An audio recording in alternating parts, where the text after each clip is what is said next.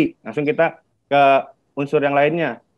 Yang patutnya harus diduga bahwa diperoleh dari kejahatan penadahan. Misalnya, itu tadi kan, dia membeli, dia tetap kena. Harusnya apa antisipasinya? Ya harusnya lebih baik dia menahan diri. Lebih baik dia menahan diri untuk membeli atau lebih cari yang jelas-jelas aja lah, ibarat kata seperti itu.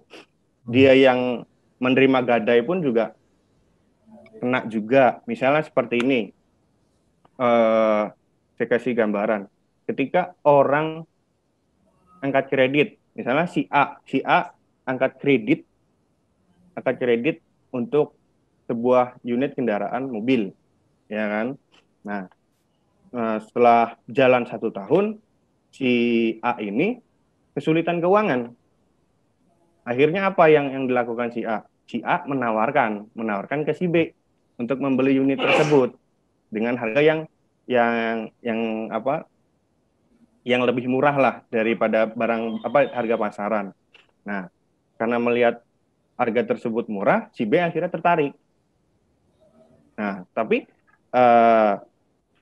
si B tidak memahami, oh ternyata bukti kepemilikan yang sah itu harus ada BPKB-nya. Ya. Akhirnya ketika cuma ada STNK-nya aja, dia mau beli nih. Dia mau menerima gadai. Maksudnya kan gadai kan sistemnya, nih saya pinjam uang 100 juta, jaminannya mobil misalnya. Ya kan? Nah, itu pun juga kena juga karena dia menerima gadai dari si dari si A. Itu kena pasal 480 dan si A pun juga kena pasal juga nantinya mengenai penggelapan unit, pasal 372 KUHP. Dan melanggar aturan fidusia juga. Jadi kan setiap kendaraan yang angkat kredit itu pasti ada jaminan fidusianya. Jadi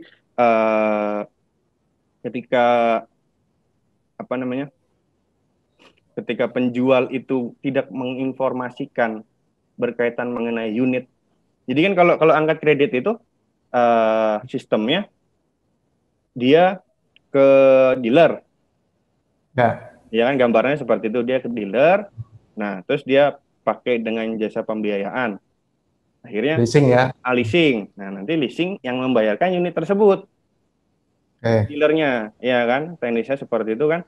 Nah, setelah itu si pembeli ini dia mengangsur kepada pihak leasing, ya kan? Nah, sebagai jaminan dari pihak leasing itu menahan BPKB-nya sampai dengan lunas, baru BPKB diberikan ke si pembeli. Nah, ketika belum lunas, BPKB kan itu masih tetap ada di leasing. Nah, itu tidak boleh dioperalihkan. Ketika itu dioperalihkan, si pembeli itu bisa kena pasal 372 KUHP mengenai penggelapan. Pembeli bisa kena ya Mas ya? Bisa kena juga. 372, betul. Dengan ancaman hukuman? Dengan ancaman hukuman berapa tahun penjara itu Mas biasanya? Sebentar, saya sedikit lupa, maaf. Ya. Yang jelas meskipun masih dalam itu ya Mas, dalam proses kredit ya itu. Iya, betul. Itu apabila dialihkan atau mungkin dijual dan ambil alih itu bisa kena pidana ya? Iya, bisa kena pidana. 372 tadi. Jadi si penjual itu kena juga, si pembeli pun juga kena juga. Terima kasih sudah nonton. Jangan lupa like, subscribe, dan share ya.